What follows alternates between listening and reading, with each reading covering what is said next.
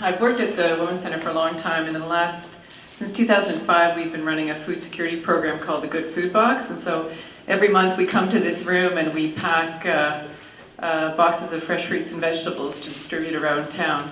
And we started at 58 boxes, and now we're up to about 450. And we have consistently seen increases in people requesting the boxes. So that's what this room reminds me of. At the Northwestern Ontario Women's Centre is an advocacy and information centre for women. We also do a lot of anti-violence and anti-poverty work. We work around issues of discrimination, human rights, and legal issues for women. We help run the Women's Court Watch program here in town. Also, we administer the Good Food Box program, which is a food security program, which I've already mentioned, and do a lot of education work around various issues. I've been involved in advocacy for women and low-income people for many years. So the idea of an economic recession doesn't really present any new issues. It's just an intensification of the same old things. Inadequate social benefits, unequal distribution of wealth, a lack of access to essential resources and services, punishment and criminalization of those people who are already poor, and a re-entrenchment of all the various forms of discrimination that I encounter in my daily work. And as you all know, Northwestern Ontario is also no stranger to economic downturn. There's the cycle of layoffs and resource industry closures is a central part of our boom and bust history. I actually came here 30 years ago to study to be a forester, and I guess I cleverly made the transition to working as in violence and poverty field, which there's no ever any shortage of work. All my forestry friends are now unemployed. So, one thing that this recession represents is a more permanent shift in the economy here, because many of these industries may not reopen. But for poverty activists, the issues are still the same as they've always been. Poverty has been growing steadily since the early 1990s when the Harris government drastically cut, and also since then, successive governments have not restored social assistance rates. And those governments have also failed to raise minimum wage rates above the poverty line. So this is something that's been going on for a long time. You know, the poverty stats that we're hearing about today didn't materialize within the last year. They've been coming for a long time, and we've been seeing that poverty grow and become entrenched. And poverty has recently reached such huge proportions in Canada and attracted so much attention from world organizations like the UN that both provincial and federal governments have begun to introduce broad poverty reduction strategies. Now, it goes without saying that the people I work with who are already marginalized will be even more disenfranchised by a recession, because they'll be displaced as people who have relatively more privilege move down the economic ladder. One of the things people sometimes don't think about is that poverty is racialized and gendered.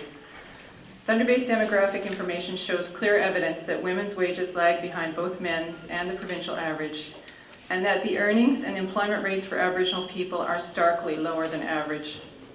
And this is also something that's been going on for a long time. One of the things that's recently come to light is that federal transfer cuts will result in the loss of many subsidized daycare spots, which will create more hardship for women and parents in general. And as you probably already know, employment insurance is generally inadequate, but women are less likely to qualify, and there are glaring problems with the structure of maternity benefits, among other things. One of the realities that I work with in my job is that women are often subjected to violence in intimate relationships. Poverty and violence are intimately connected for women. It increases their vulnerability to violence, it magnifies the impact on their lives, and it reduces their options for escape. Many women, especially since social assistance rates have been cut, many women must choose between living with abuse or raising their children in abject poverty. Social service agencies are already reporting increased rates of intimate partner violence and abuse. But again, I'd like to emphasize that recession may intensify stress and therefore violence within families, but women abuse has been with us all along and it's not going away. One of the things that happens with poverty is that women, Aboriginal, racialized people, people with disabilities, many people who endure chronic and historic marginalization are trapped by that poverty. And that means that they're forced into unequal relationships, whether it's abusive, intimate relationships, whether it's dangerous or dead-end employment, unequal caregiving relationships, unsafe housing, or other relationships of dependency and coercion, such as with institutions like immigration or welfare. Often, this list also includes a relationship with their community that is hostile and prohibits their engagement. And that's what we see with many disenfranchised people in our community, that they can't engage, they can't even get to the community center. So,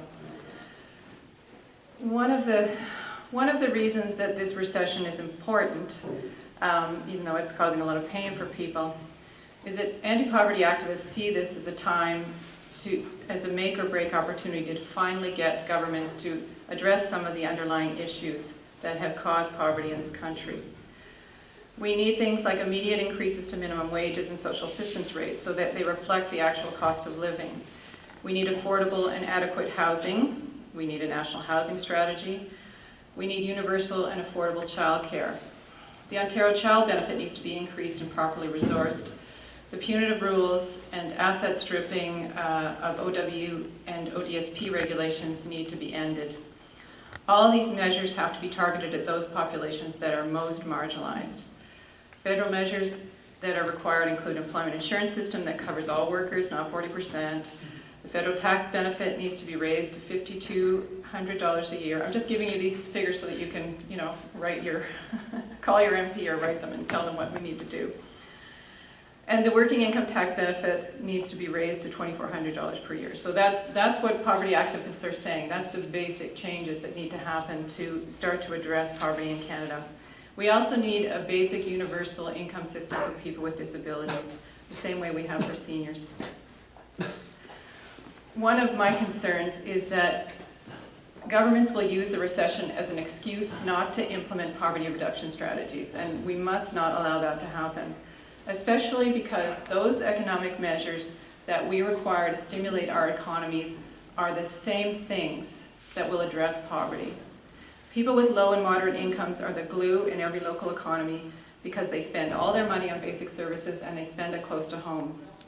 I would also venture to say that we can't ignore the economic factors that disproportionately impact women because it's still largely women's unpaid labor that provides another kind of social adhesion. What I hope is that the impact of this recession on working people does not blind them to the underlying and persistent causes of poverty. I hope that the so-called nouveau poor, people who have moved from relative economic stability to poverty because of this recession, will see the déjà poor, the people who are already poor, with a sense of solidarity and common purpose. We will never create a stable economy for everyone without addressing the root causes of poverty and inequality. Thank you.